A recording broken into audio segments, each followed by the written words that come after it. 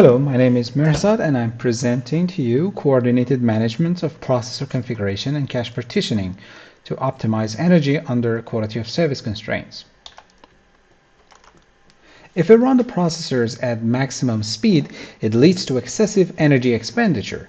This can be a problem especially for battery-operated devices. It will also increase the cost of electricity and it will impose negative impacts on the environment. Alternatively, if we have quality of service targets defined for every application, we can throttle the processor resources to run at sufficient speed, which leads to energy saving. Therefore, we can improve the runtime of battery-operated devices, reduce the cost of electricity, and reduce the negative impacts on the environment. In a previous work, we have shown that it is possible to reduce system energy while meeting the quality of service targets of every application. This is possible if we control the dynamic voltage frequency scaling of each core in coordination with partitioning of the last level cache. However, this comes with a problem. Let's assume for a given cache allocation a certain performance improvement is required to meet the quality of service targets. Furthermore, we know that the execution time of an application is usually divided into two main components: memory access time and computation cycles. Now, if we use core dynamic voltage frequency scaling to achieve the required performance improvement, it has two problems. First, it comes with a quadratic energy cost, and second, the memory access time is not affected by this action. This is especially a problem for memory-intensive applications.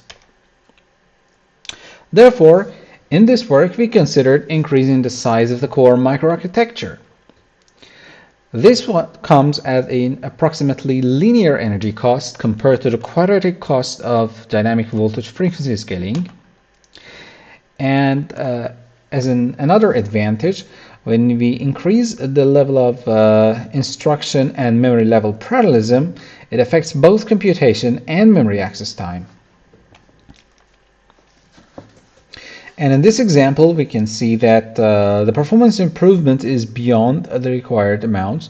Therefore, it enables us to reduce the voltage frequency. And not only this can compensate the energy cost of going to a larger core, but also saves some further system energy. However, it's not so trivial that you can simply pick the largest core from the beginning, because achievable instruction and memory level parallelism depends on the application runtime behavior. Therefore, a dynamic solution is needed. So the main contribution of this paper is a coordinated management scheme that controls core size, per core dynamic voltage frequency scaling, and partitioning of the last level cache during runtime. To enable this, we consider a processor core architecture that can dynamically switch between multiple sizes, for example, small, medium, and large, simply by shutting down sections of this microarchitectural resources. Numerous studies have shown that this is possible with a reasonable overhead. So the proposed coordinated resource manager will simultaneously control all these resources with the objective of minimizing system energy and the constraint that for every application the performance should be greater or equal than the quality of service target. However, this comes with a major challenge. We need a way of predicting the combined effect of cache partitioning and core resizing on memory level parallelism. Because of the large configuration space, it's not feasible to try different configurations and measure the impact afterwards. We have to make a prediction before selecting a particular configuration. And this brings us to the second contribution of the paper. We designed a hardware scheme to estimate the impact of MLP on performance for a range of resource settings. This scheme is an extended version of the auxiliary tag directory, which is a well-known method for measuring the number of cache misses for a range of cache configurations. during runtime. It is extended with specifically designed miss counters that are trying to detect and ignore cache misses that are predicted to overlap with a leading miss. This is happening simultaneously for a range of core sizes and cache configurations. Finally, the recorded statistics will be reported back to the core to be used later by the proposed resource management scheme. In our experiments, we considered different resource managers. Here we show the results for two resource managers. The first one is performing cache partitioning in coordination with dynamic voltage frequency scaling on each core, which is the previous work. In the second resource manager, we also perform core resizing in coordination with the other two resources, which is the proposed scheme in this work. To perform the experiments, we classified different workloads into 4 main scenarios based on application categories and expected energy savings with each resource manager. You can find further details about the experimental methodology, the simulation framework, and also the application categories in the paper. In this figure, you can see on the y-axis the energy savings for each workload as a percentage of the baseline system energy. On the x-axis, you can see a range of workloads, which are 4 core workloads in this case, grouped into different scenarios. In the first scenario, we expect to have higher energy savings with the second resource manager compared to the first one.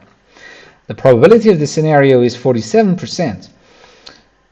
We can see from the results that the second resource manager can save up to 60% higher energy compared to the first resource manager in this scenario. In the second scenario, we expect to see similar results with both resource managers. The probability of this scenario is 22%, and we can see that the results confirm the expected outcome. In the third scenario, we expect to have improvements only with the second resource manager, while the first resource manager is not so effective. The probability of this scenario is also 22%. And we can see from the experimental results that in this case, mainly the second resource manager is effective. Finally, in the fourth scenario, with a probability of 9%, we expect to have negligible improvements with either resource manager, and we can see from the experimental results that neither resource manager is effective in this case. We use the probabilities of each scenario to calculate the weighted average, and we can see that the proposed resource manager saves on average about 10% of system energy compared to 6% with the previous scheme. You can find more simulation results and detailed analysis in the paper. Thank you for your attention, and feel free to contact me if you have any questions.